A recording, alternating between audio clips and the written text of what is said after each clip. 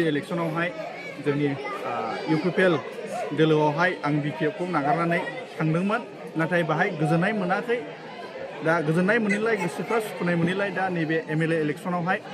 जोंनिनो गामियावहाय दिनै आमथिका बिसिडिसि नि थाखाय गोबां फैसा आंनि उदाहरना बे दालांखौ जों मानो मावनो हाया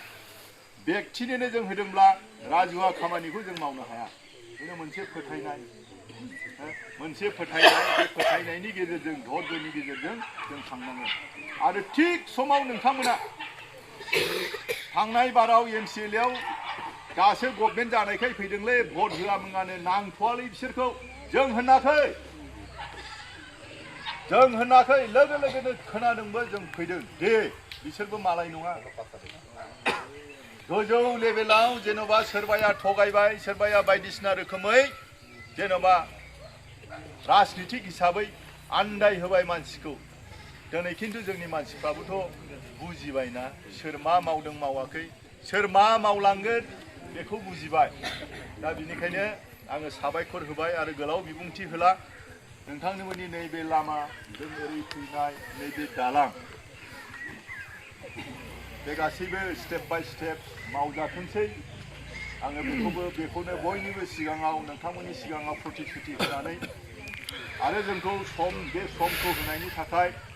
जोंजों ज'यै आखाइ हमनानै खामानि मावलांनो आरो गावनि जायगाखौ लुखांनानै लानाय समावहाय गावखौ बुजिहोनो हानाय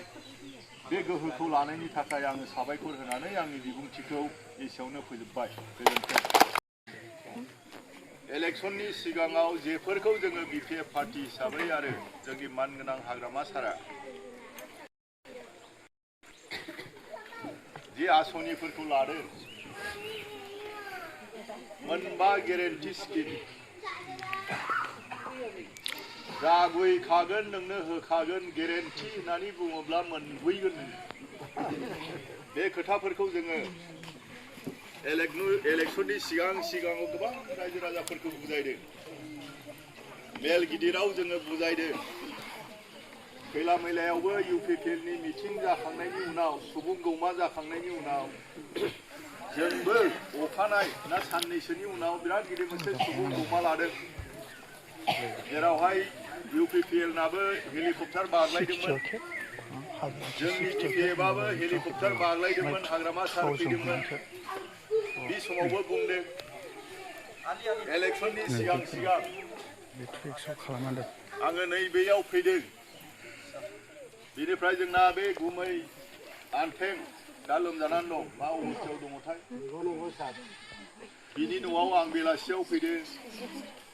सानावबो आं बेयाव फैदों फैनानै बे दालांखौ मावना होनोसै गहेदब्लाबो मावनोसै होननानै आङो एसे इसारा होलांदोंमोन दा बे इसारा हिसाबै रायजो राजाफोरनाव रायलायलायनायाव बेयो अलरेडि मोनसे सेंसन दंखायो होननानै बेबायदि दंखायोखाय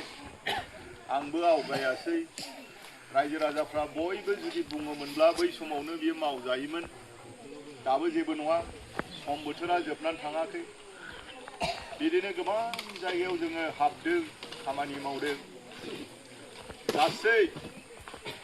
3000नि खाथियाव एसेल' खम 3000नि बांसिन मोननानै दिनै आं जायहा नोंथांमोननि सिगाङाव बे मेलाव बिबुंथि होदों बे मानसिया आङो एमसिएलए हिसाबै देरहानानै दा बिटिसि सरकारजों दङ बे 5 बोसोरा जोबोद गोजोर हिसाबै थांगोन गासै दा मैयाजों लानानै 29 जन जाबाय जोङो खाम्फा बरगयारी बिथाङाबो इउपिपिएलआव थांदोंमोन खिन्थु बेबो मैयाहाय जोंहा सुबुं गौमा दंमोन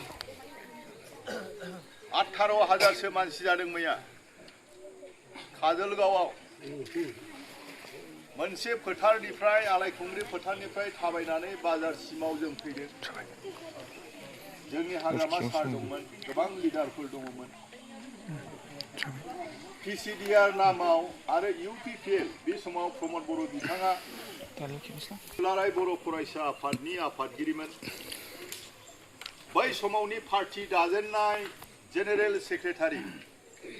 जाया पार्टीखौबो रेजिस्टार खालामदों मैया गावनि खुगाजों बिथाङा बुंनानै लाबाय मावथि ब्रह्म हाज'वारि जाया खासिखथ्रानि बे मानसियाबो दिनैहाय मैया जोंजोंहाय आखाइ हमबाय आरोबाव डक्टर सांग्रां होननाय रुनिखाथानि बिबो आखाइ हमफैदों 157 जन जादों मैयाहाय जयनिं गासैबो लिडार टाइपनिजों 157 जन बे मेलखौ मैयानि सुबुं गौमाखौ आङो चिरां डिस्ट्रिक्टनि आफादगिरि जानानै आंनो मैयाहाय सालायदों बे मेलखौ सालायनाय जादों आंनो सालायदों स' जोबोद मोजाङै जानानै थांबाय जेरावबो दिनै नोंथांमोना जेरै गभर्नमेन्टजों थानानै जोंनि उन्नतिफोरखौ मावनानै लानि होननानै जेरैबायदि बुजिदों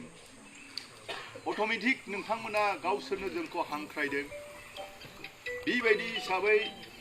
नैबे गारि भाङायाव बे मन्दिरनि प्रांगनाव जोङो फैबाय जोंनि लिडारफोरखौ खोन्थाबाय बेयाव बिसिडिसि चेयारमेन बिथांमोनबो दङ जोङो जयै फैबाय नोंथांमोनखौ बरायनो थाखाय आरो जोङो जोबोद गोजोननाय मोनदों जोङो जोबोद गोजोनबाय आरो बे गोजोननाया जोंनाव आरो नोंथांमोनाव जाहाथे अराय सम थायो जोंनि सोमोन्दोआ अराय सम थायो बेखौनो आङो दिनै मिजिंथिदों जि पासथा मोनबा जि गेरेन्टि बे गेरेन्टिखौबो जोङो रानखांबाय माखासेया मोनगासिनो दङ गोबां सेगाव सहि होनांगौखाय एसे लासै लासै माखासेफ्रा मोनगासिनो खिन्थु नमुना हिसाबै दाखालि बिटिसिनि जिनाखि एकर्ड डे बिटिसि जोनोम जानाय 2003नि 10 फेब्रुवारियाव जि बिटिसि एकर्ड जानाय आसाम सरकार भारत सरकार आरो बिएलटिनि गेजेरजों आरो बर'फोरनि बिटिसिआव थानाय सुबुंफोरनि गेजेरजों जि सुक्ति जानाय बे समावबो जोङो नमुना हिसाबै गांबा जोङो रानदों मा रानखो रुनिखाथानि साहाजों थाइखानि साहाजों गरथिनालि होननाय जायगायाव जोङो बेयाव रानदों बिनि उनाव 26 तारिखआव काजलगावआव 10टा 11टायाव बिनिफ्राय खैलामैलानि बाजार सेटआव जोङो गोबां मा गेरेन्टि स्किम होदोंमोन जोङो निफ्राय आरो हाग्रामा सारनि जे नेतृत्व बिनि सानखांनाय बिनि पलिसि लानाय बे मा स्किम दं बे स्किमफ्रा मा बे स्किमफ्रा जाहैबाय मा सिगाङावनो जोङो हानि पाट्टा रेभिनिउ बिनिफ्राय फरेस्ट नैबे फरेस्ट बे हानि लेखाखौ जों रानबाय बिनिफ्राय सेल्फ हेल्प ग्रुपनो जोंनाव गासै निसिमायाव 883 जोङो टारगेट मोनदोंमोन 883 टारगेट मोनदोंमोन बेखौ जोङो हरजोबनो हायाखै माखासे ओरैनो थालांनायनि खारना जाहैबाय निश्चय बे गामियावबो सेल्फ हेल्प ग्रुप थागोन इउपिपिएल दोलोआवहाय आं बिपिएफखौ नागारनानै थांदोंमोन नाथाय बाहाय गोजोननाय मोनाखै दा गोजोननाय मोनैलाय गोसोफ्रा सुखुनाय मोनैलाय दा नैबे एमएलए इलेक्सनावहाय जोंनि गामियावहाय दिनै आमथिका बिसिडिसि आरो खैरामेला बिसिडिसि जयेन जाबाय आरो दा जों गामियावनो जोंनि सार एमसिएलए सार जेम्सआ सफैनानै दं बेजोंनो आर'नाइ गानबाय आरो माने मोनसे गामियानो मोननै बिसिडिसि गोलैदों आरोखि ना दैया बुखावदों 30+ दङ जोंनि गामिया बे गासैबो दिनैहाय बिपिएफआवहाय ज' जाफैबाय आरो ओमफ्राय नों फैसाफोर मोनदों नामा रा बेखायनो जन जाहैदों बेफोरखौहाय बुंनो थांला गावबो पार्सनेल थाहैबाय पार्सनेलसो इयो खै लाखसो मोना भाइरेल खालामला बाराखौ एसे गोगोमै मोनदोंदां ओमफ्राय गोजोननाय मोनमारासै होनब्ला बैयावहाय गोजोननाय मोनासै दिनै गोजोननाय मोनैलाय बिपिएफआव दोलोआव आं फैफिननाय जाबाय आरो बिराद गोजोननाय मोनफिनबाय आङो दिनैहाय टटेल बेसेबांसो न'खर जयनिं जाखो दिनै दिनै जों गामियाव औ मोननै गामिजों लानानैहाय औ 30 प्लास 30 प्लास औ गोजौआव दङ आरो 30नि गोजौआवहाय 30नि गोजौआव मथा मथि सानै खरि लाबाबो सानैखरि लानाबो 60 जन जायो ना औ ओमफ्राय न'खर